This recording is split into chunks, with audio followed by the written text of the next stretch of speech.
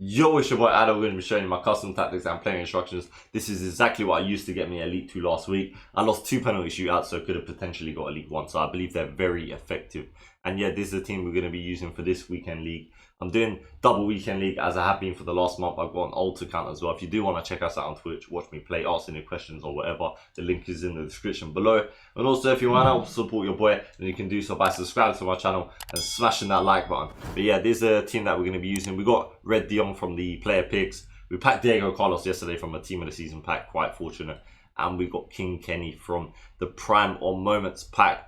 Yeah, we bought Wan-Bissaka in as well just because he's much better than Trent, who's untradeable. He's got medium high, which is better, and he just feels a lot more mobile and just better on the ball. But yeah, if I can recommend you any sort of players, it's going to be the players that are in this team because they're all extremely meta. And yeah, I've used most players on the game and they just work really well. My favourite player has to be Ribery, I have to say. Then Dembele's probably number 2 alongside Maximum. Haven't really used Kenny yet, only played 1 game with him yesterday. Pogba's really good in midfield, and I know De Jong will be because I've had his previous card as well. I had his team of the year card, should I say. 2 centre backs really good. With an engine, Van Dijk is much better. I did rock him on the shadow before, and yeah, Lodi's very underrated.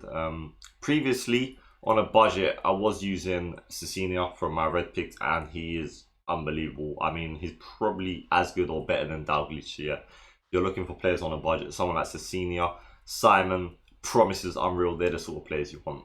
Alright, so let's get started with the custom tactics. So what I use there, as you see, the 4-3-3 and all of these sort of starting tactics, this is literally the formation just for chemistry, and then this is just in case I forget to change it. But in game via D-pad, I'm going straight away, if I can remember, going to defensive, left on the D-pad. So defensive is what I start with. What we are going to start with, I'm going to run you through all of them, is the ultra attack, and we'll start on this end. So press off the possession loss is better than press on heavy touch, I believe. And it's, well, when I say it's better, it's more attacking, and that's what we want for the ultra attacking. Maybe I'm 3-0 down at this sort of stage. Constant pressure, I apply that via in-game D-pad, so it gives me 2 options. 8 to 10 depth is optimum. Fast build up, you want to create as many chances as you can. 5, 7, and then this one personal preference, run that on 3-3. But that seems to work pretty well for me. A lot of people seem to take 1 or 2 formations from our tactics. You don't have to use all, you don't have to use any. But yeah, this is exactly what I use for all of them. So the 4-2-4, very unorthodox formation, but it's very good for pressing and just harassing the opposition, getting the ball back and attacking them, because a lot of people will go drop back 1 depth, etc. Overload ball side is not used anymore since it got nerfed with the stamina debuff.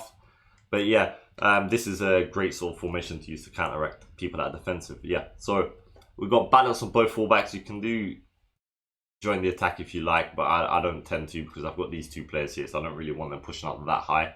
So balance is fine.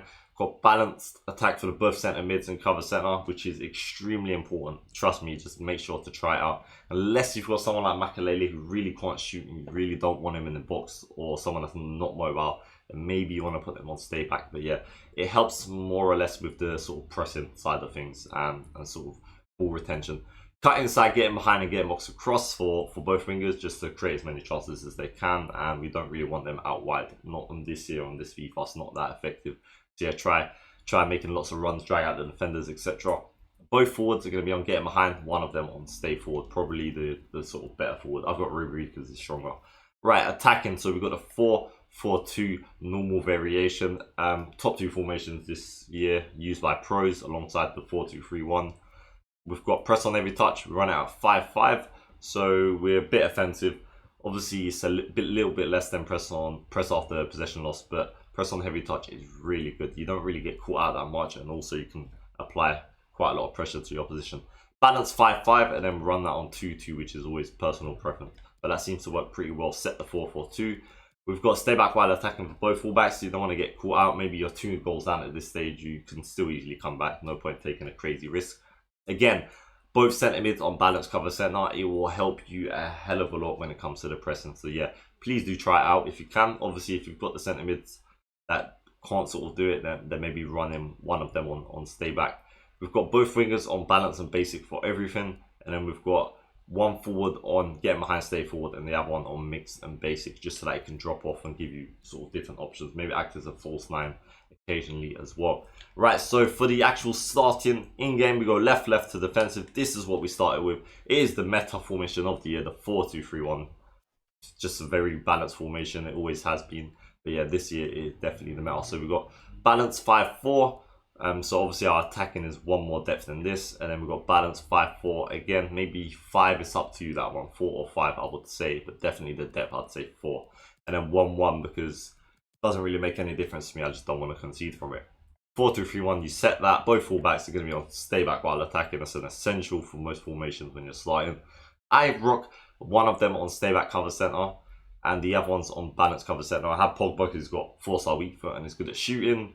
You might want to do both on stay back while attacking if you want to have it a little bit more defensive, a little bit more sort of compact and safe. So that one's up to you. Do bear that in mind.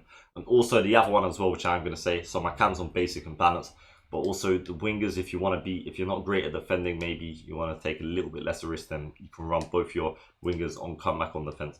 A lot of pros actually run it like that as well. So it's not like it's a sort of scared way of playing. It's just, it's very effective and meta. But yeah, I've been running mine on basic and balance, and it worked last week. As I said, I nearly got Elite 1. So stay forward and getting behind for the low forward delivery in my case.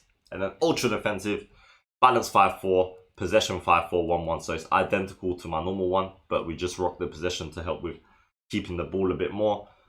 Yeah, if we do use drop back 1 depth or even just 1 depth on its own without the drop back, leaving it on balance, then I feel like I'm at risk of conceding more just because the opposition are sort of invited more and apply more pressure to me.